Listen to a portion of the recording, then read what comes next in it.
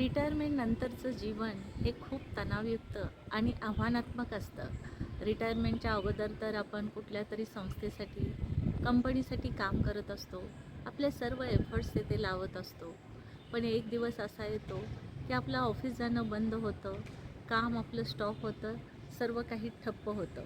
आणि आपण जेव्हा हा क्षण येतो त्यावेळी हा क्षण खूप तणावयुक्त आणि आव्हानात्मक असतो.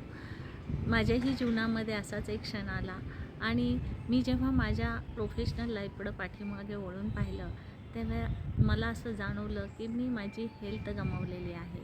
मी स्वतःकडं पाहिलं, मला सिव्हिअर असा व्हिटिलिगोचा त्रास सुरू झालेला होता. डायजेस्टिव्ह सिस्टीमचा प्रॉब्लेम सुरू झालेला होता. इम्युनिटी लो झालेली होती. स्पॉन्डिलायटिसचा त्रास सुरू झालेला होता. वजन वाढलेलं होतं, कमरेचा घेर वाढलेला होता. खूप अशी चॅलेंजेस माझ्यासाठी सुरू झालेली होती.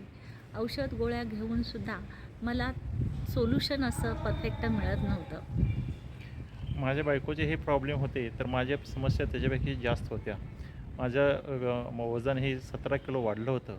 याबरोबरच माझ्या गुडघेदुखी सुरू झाले होते. मी असं कुठेतरी वाचलं होतं, की जर शरीरामध्ये 1 किलो वजन वाढलं, तर त्याचं प्रेशर हे 4 किलोचं गुडघ्यावर पडतं.